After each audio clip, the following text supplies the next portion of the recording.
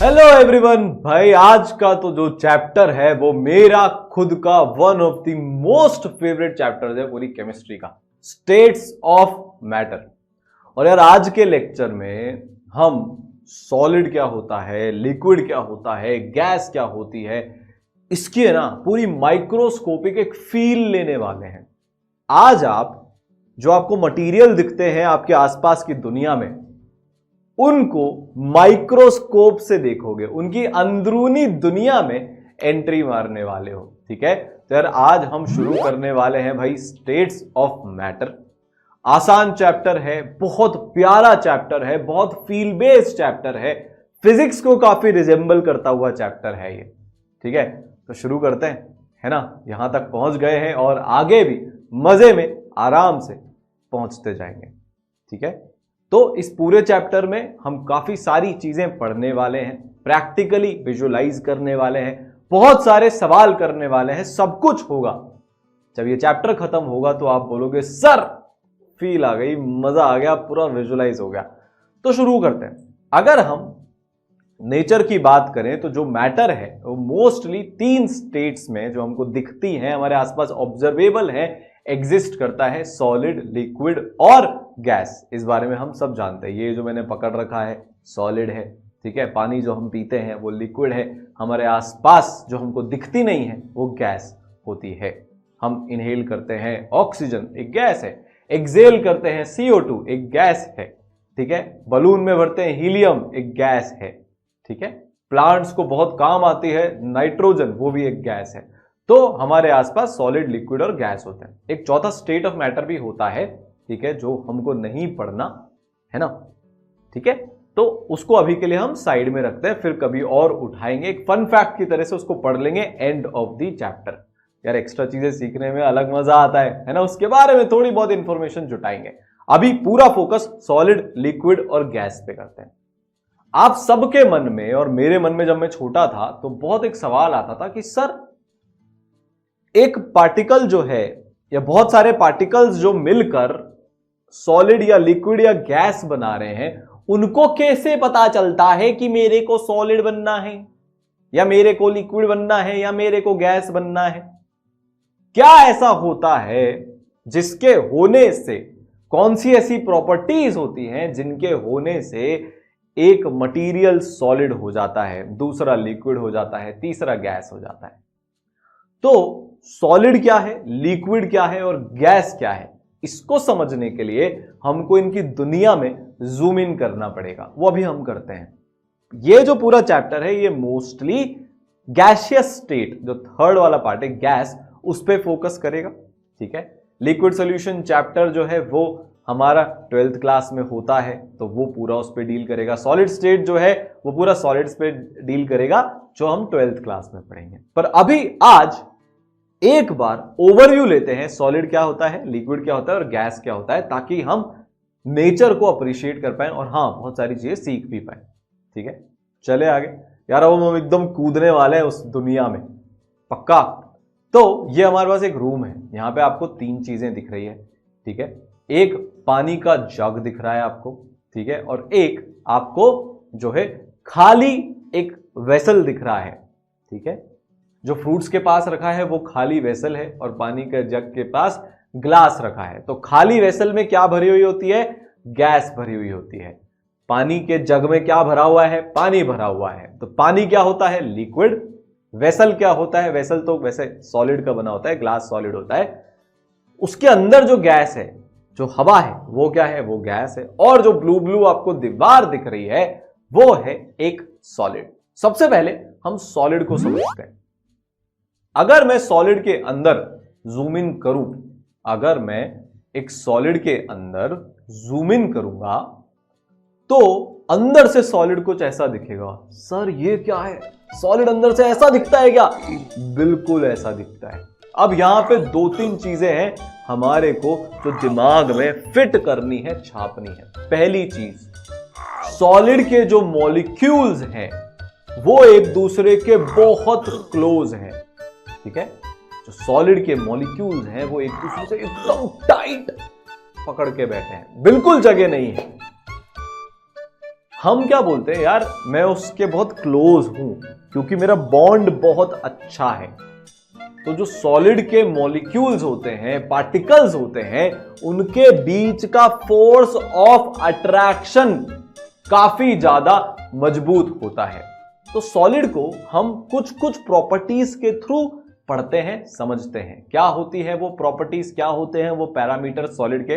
पहला parameter force of attraction. ये बहुत लार्ज होता है, लार्जेस्ट होता है। अगर हम बात करें सॉलिड, लिक्विड और गैस की, तो सबसे ज्यादा फोर्स ऑफ अट्रैक्शन सॉलिड के पार्टिकल्स के बीच में होता है। जैसा आपने देखा, वो एकदम यार एक दूसरे से कसकर हाथ से हाथ पकड़कर भयंकर टाइट फॉर्म में खड़े हुए हैं। ठीक है यार, तो सॉलिड के पार्टिकल्स की वैसी हालत होती है जैसी हमारी एग्जाम के जस्ट एक दिन पहले होती है, चिपक जाते हैं हम किताब से और कुछ नहीं सूझता है। ठीक है, तो सॉलिड वैसे होते हैं, है ना, बढ़िया एकदम। मेरे को अपने बचपन याद आ जाता है, जब भी मैं सॉलिड लिक्विड गैस पढ़ा रहा होता हूँ यार, एकदम सॉलिड की वैसी हालत होती है, चिपक गए एकदम, कहीं हिल डुल नहीं रहे, एकदम फोकस्ड है, थोड़ी बहुत टेंशन है। तो इनमें फोर्स ऑफ अट्रैक्शन काफी ज्यादा लार्ज होते हैं। दूसरी बात करें हम थर्मल एनर्जी की, तो आपने ये देखा होगा अभी जो हमने एनिमेशन देखा उसमें कि पार्टिकल्स बिल्कुल हिल डुल नहीं पा रहे थे, वो बस थोड़े बहुत अपने हाथ चला पा रहे थे। तो सॉलिड के अंदर पार्टिकल्स बस थोड़ू वाइब्रेट कर पाते हैं, अपनी जगह से हिल नहीं पाते हैं, अपनी जगह को छोड़ नहीं पाते हैं। तो इनकी thermal energy, sir thermal energy क्या होती है? थर्मल एनर्जी मतलब मूवमेंट, पार्टिकल्स का मूवमेंट कितना है। जितना ज्यादा मूवमेंट होगा हम बोलेंगे उतनी ही ज्यादा थर्मल एनर्जी है। तो सॉलिड के अंदर थर्मल एनर्जी काफी कम होती है। सर ये तो बहुत बेसिक चीजें हैं, ये बेसिक हैं, बट ये ही हमारा फाउंडेशन बनाने वाली है। पूरा ध्यान से एक एक चीज को फील करो यार, आप उस दुनिया में डूब जाओ, सॉलिड की दुनिया में। थर्मल एनर्जी क्या हुई?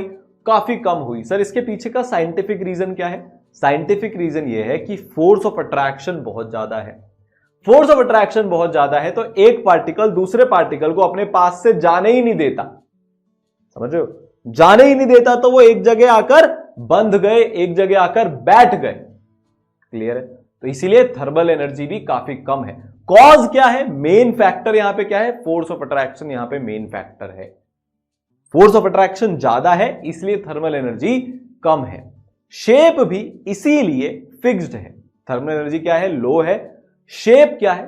फिक्स्ड है। यार फोर्स ऑफ अट्रैक्शन तगड़ा है, एक पार्टिकल ने दूसरे पार्टिकल को पकड़ा हुआ है, इसने तीसरे को, इसने चौथे को, तो एक दूसरे को सबने कसकर पकड़ा हुआ है, इसीलिए एक शेप आ जाता है।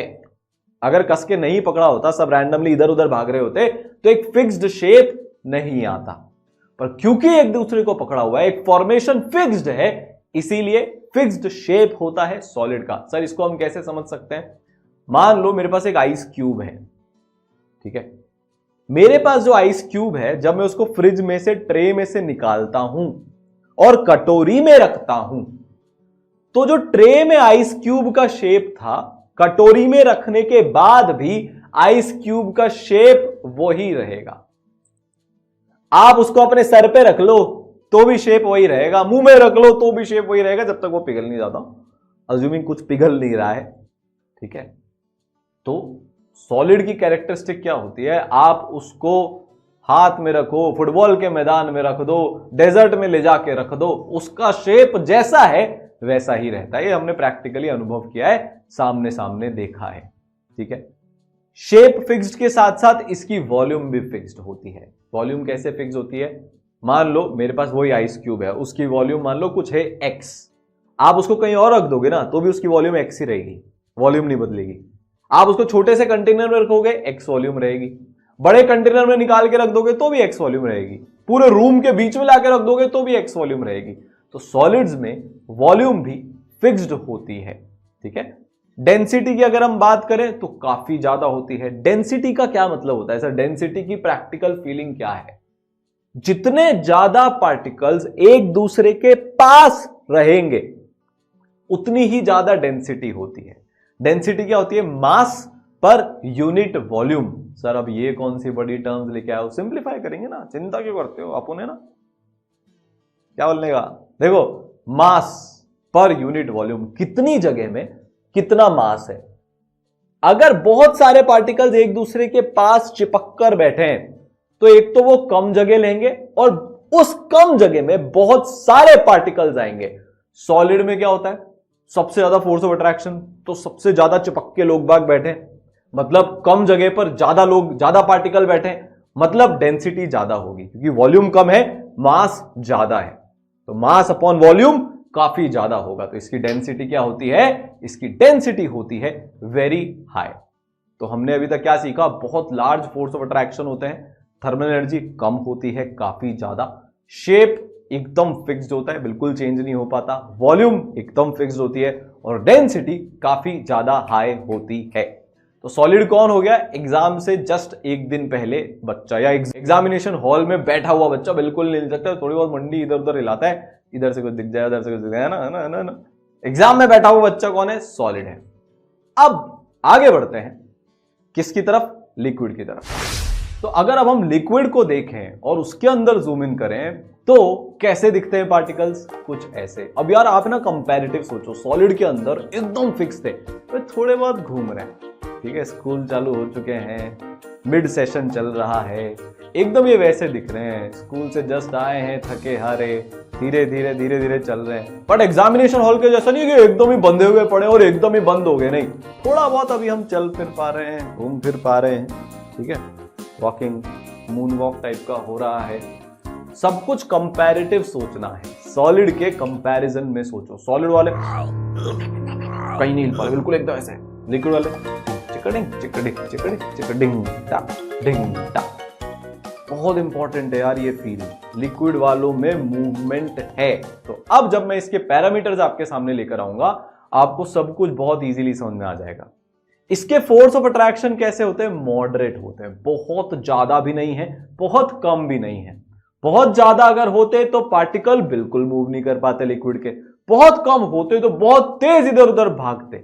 मॉडरेट है, थोड़े बहुत भाग रहे हैं, थोड़े बहुत इधर उधर चल रहे हैं, तो मॉडरेट फोर्स ऑफ अट्रैक्शन है, जिसके कारण थर्मल एनर्जी भी मॉडरेट है, बहुत तेज भी नहीं भाग रहे, बहुत धीरे एक जगह पर रुके हुए भी नहीं है। तो थर्मल एनर्जी भी इनकी क्या है, थर्मल एनर्जी भी इनकी मॉडरेट है, ठीक है। शेप फिक्स्ड नहीं है। सर ये आप कैसे बोल सकते हो, आपने जग में पानी रख रखा है, आप उसको कटोरी में डाल दो, पहले पानी ने जग की शेप ले रखी थी, जैसे ही कटोरी में डालूंगा तो वो कटोरी की शेप ले लेगा। टेस्ट ट्यूब में डाल दो तो टेस्ट ट्यूब की शेप ले लेगा, बड़ी नॉर्मल सी चीज है।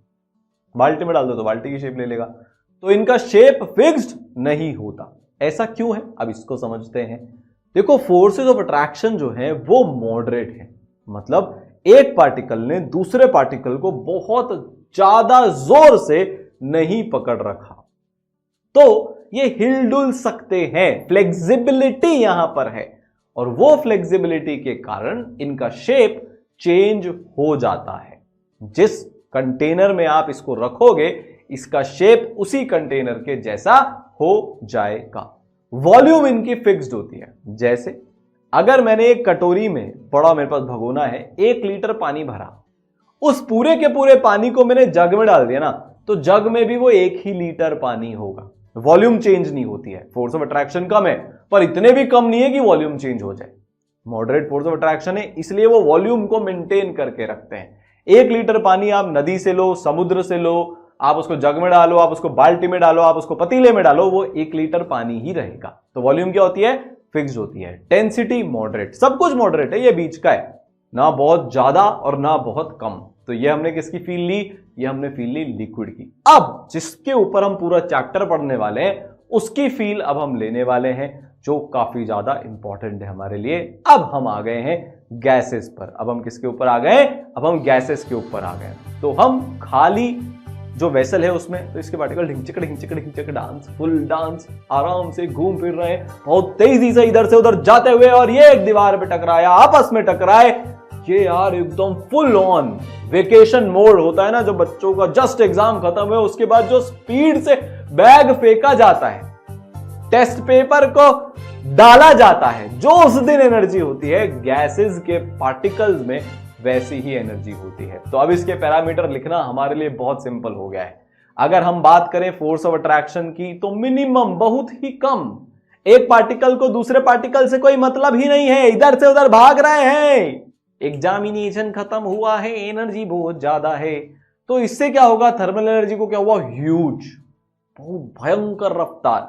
मैंने क्या बोला था, थर्मल एनर्जी मतलब हमारे पास कितनी वेलोसिटी है, हम कितनी जोर से भाग रहे हैं। सॉलिड के पास सबसे कम थी, वो तो बस ऐसे बेचारे वाइब्रेट ही कर पा रहे थे, लिक्विड वाले घूम पा रहे थे, गैस वाले दर दर दर दर दर दर दर दर दर दर दर दर इधर से उधर, इधर से उधर, इधर से उधर भाग रहे हैं। ठीक है, तो थर्मल एनर्जी क्या हो गई, ह्यूज हो गई। समझ में आई बात। शेप क्या हो गया, बिल्कुल भी फिक्स नहीं है। अबे लिक्विड का ही फिक्स नहीं था तो इनका तो कैसे ही फिक्स नहीं होने वाला। आप इनको वेसल में रखो, वेसल में आ जाएंगे, वेसल का ढक्कन खोल दो, पूरे रूम में फैल जाएंगे। इनकी बिल्कुल भी शेप फिक्स नहीं है। अब एक चौथी चीज, इनकी वॉल्यूम भी फिक्स नहीं है। अभी मैंने क्या बोला था, जब मैंने इनको वेसल में रखा तो उस गैस की वॉल्यूम कितनी हो गई, वेसल के जितनी हो गई। इसको आपको प्रैक्टिकली करके दिखाता हूं, ठीक है भाई। इनकी डेंसिटी भी वेरी लो होती है, वो हमको समझ में आ गया, बड़ा इजी है। तो देखो, इसको मैंने वेसल में रखा तो वॉल्यूम कितनी है, वेसल की जितनी है। अब जब मैं इसका ढक्कन खोल दूंगा तो ये पूरे रूम में फैल जाएंगे, तो वॉल्यूम किसकी जैसी हो गई, पूरे रूम की इनकी वॉल्यूम हो गई। यहां पे बच्चे कंफ्यूज होते हैं कि सर गैस की वॉल्यूम फिक्स्ड क्यों नहीं है। अबे जरा सोच के देखो, मैंने इसको छोटे से डब्बे में बंद के रख रहा, सेम अमाउंट ऑफ गैस को, मैंने अमाउंट चेंज नहीं किया।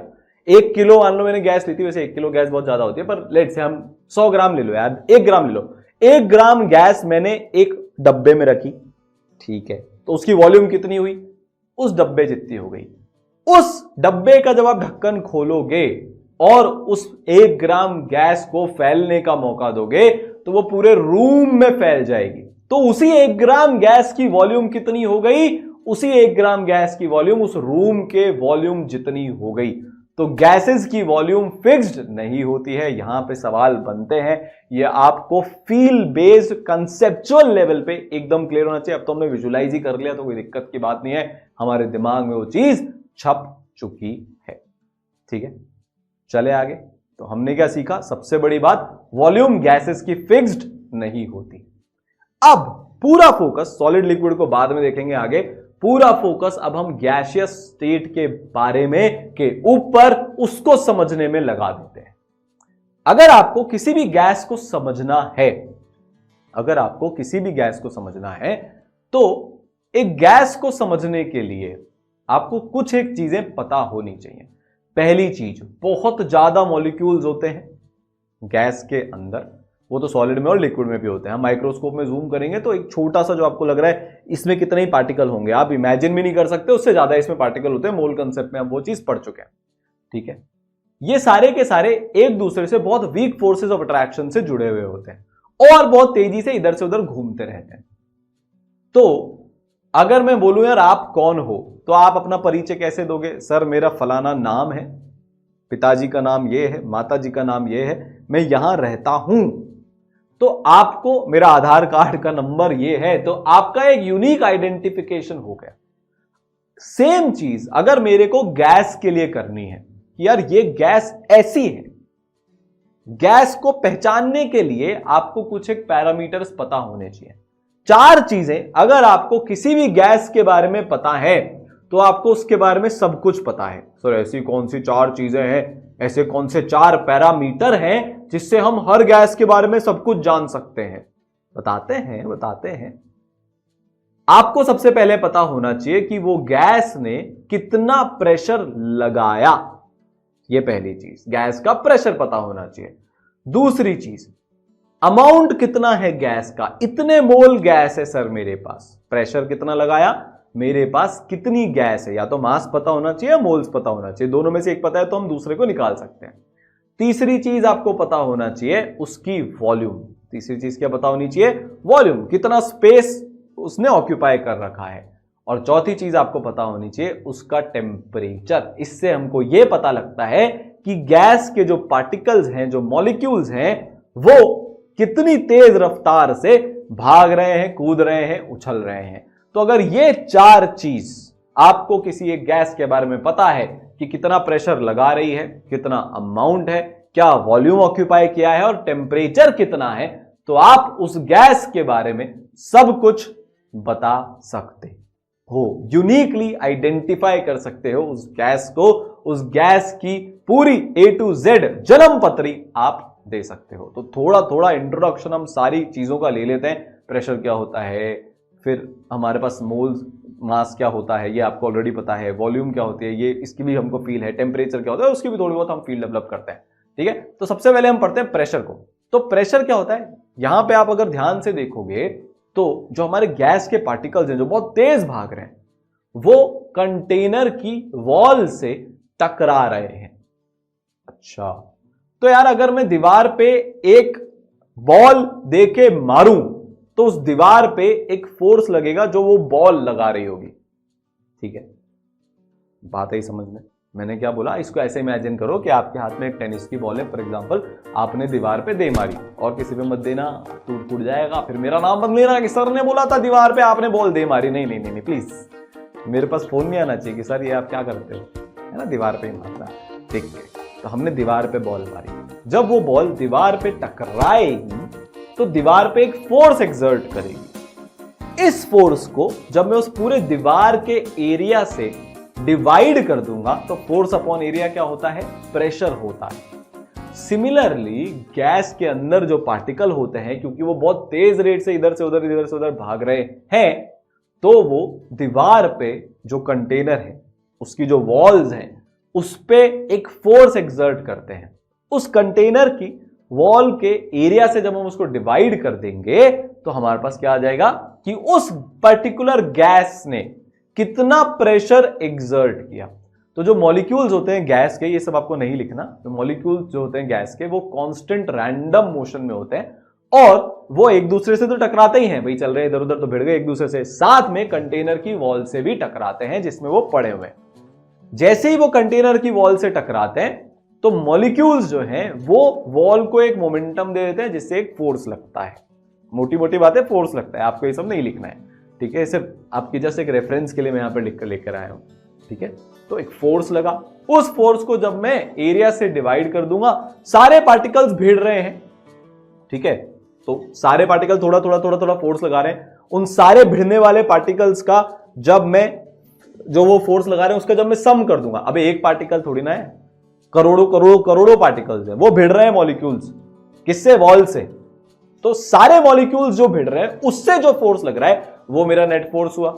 उसको मैं डिवाइड कर दूंगा किससे, मेरी वॉल के, उस कंटेनर की वॉल के एरिया से, तो मेरे पास क्या आ जाएगा, मेरे पास प्रेशर आ जाएगा। तो ये होता है प्रेशर। प्रेशर की फील समझ में आई। समझने की बात क्या है कि पार्टिकल्स टकरा रहे हैं, ठीक है, उनको मैं डिवाइड कर रहा हूं किससे, एरिया से, तो मेरे पास क्या आ जाएगा, मेरे पास आ जाएगा प्रेशर। प्रेशर प्रेशर पक्का है क्या भैया, आगे चला जाए, आर यू श्योर। प्रेशर की फील आ गई, बिल्कुल प्रेशर की फील आ गई। ठीक है, तो pressure is equal to force upon area. अब आ जाता है टेम्परेचर पे। टेम्परेचर का सिंपल सा मतलब है, ज्यादा टेम्परेचर का मतलब ज्यादा तेजी से पार्टिकल्स हिलडुल रहे हैं, भाग रहे हैं इधर से उधर। ठीक है, कम टेम्परेचर का मतलब पार्टिकल्स के अंदर एनर्जी कम है, हर पार्टिकल कम एनर्जी लेकर बैठा है। ठीक है, ये बड़ी बड़ी टर्म्स लिखी हुई हैं, ये सब भी आपको नहीं लिखना है। ठीक है, temperature of a gas is at measure of the average translational kinetic energy of the gas molecules. जब केटीजी पढ़ेंगे, काइनेटिक थ्योरी ऑफ गैसेस, इसी चैप्टर में, तब इसके डिटेल में जाएंगे। अभी सिर्फ एक फील हमको लेनी है यहां पे, पार्टिकल तेज भाग रहा है तो टेम्परेचर ज्यादा, पार्टिकल धीरे चल रहा है तो टेम्परेचर कम। ठीक है, एवरेज एनर्जी, सारे पार्टिकल्स की एनर्जी अगर मैं मिला लूं, अगर वो कम है, एवरेज एनर्जी की हम बात करें, सारे पार्टिकल्स की एनर्जी मिला ली, उसको नंबर ऑफ पार्टिकल से डिवाइड कर दिया तो क्या आया, एवरेज एनर्जी आ गई। अगर एवरेज एनर्जी मेरी कम है तो टेम्परेचर कम है, अगर एवरेज एनर्जी मेरी ज्यादा है तो टेम्परेचर ज्यादा है। जितनी ज्यादा एनर्जी उतना ज्यादा टेम्परेचर। ये फील बहुत इंपॉर्टेंट है, आगे थर्मोडायनेमिक्स वगैरह में बहुत काम आने वाली है। ठीक है, तो जब गैस हॉट होती है तो एवरेज वेलोसिटी गैस पार्टिकल्स की बढ़ जाती है, और जब गैस कूल होती है तो एवरेज वेलोसिटी पार्टिकल्स की कम हो जाती है। कुछ इस तरीके से हम सब कुछ विजुलाइज करते हैं। ये मैंने टेम्परेचर बढ़ाया, वेलोसिटी बढ़ गई, दिख रहा है, विजिबली दिख रहा है, धर धर धर धर धर धर धर धर। ये मैंने टेम्परेचर कम किया तो वेलोसिटी भी कम हो गई। देखा, क्लियर है, पक्का। आगे चलें, चलो आगे चलते हैं। तो टेम्परेचर के अलग अलग स्केल होते हैं, जैसे कि सेल्सियस होता है, फ़ारेनहाइट होता है, केल्विन होता है। ठीक है, एसआई यूनिट केल्विन होता है, इसका ध्यान रखना है। जितने भी हम आगे जाके सवाल करेंगे सारे सवालों में हम केल्विन का यूज करेंगे, ठीक है। तो हम इंटर कन्वर्जन कैसे करते हैं? अगर मेरे को सेल्सियस दिया हुआ हो तो क्या मैं फ़ारेनहाइट निकाल सकता हूं, केल्विन निकाल सकता हूं क्या? बिल्कुल निकाल सकते हो। ये चीज अब आपको याद होनी चाहिए, ये आपको लिखना है, ठीक है। You have to learn this. Celsius जो है वो 0 से 100 में नापा जाता है। फ़ारेनहाइट 32 to 212, सर ये क्या है? 0 डिग्री वाटर का फ्रीजिंग पॉइंट, 100 डिग्री वाटर का बॉइलिंग पॉइंट। फ़ारेनहाइट स्केल में जाऊंगा तो 32 फ़ारेनहाइट वाटर का फ्रीजिंग पॉइंट और 212 फ़ारेनहाइट वाटर का बॉइलिंग पॉइंट, और यही केल्विन में लूंगा तो 273 केल्विन क्या हो गया? वाटर का फ्रीजिंग पॉइंट, और 373 केल्विन वाटर का बॉइलिंग पॉइंट।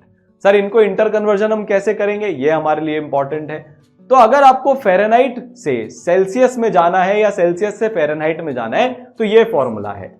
अगर मान लो मेरे पास सेल्सियस है 0, मतलब मेरे को दिया गया 0 डिग्री सेल्सियस, तो कितना फ़ारेनहाइट होगा? 32, क्योंकि फॉर्मूला क्या है? अगर आपको सेल्सियस में टेम्परेचर गिवन है और उसको आप फ़ारेनहाइट में कन्वर्ट करना चाहते हो तो फॉर्मूला क्या लगेगा?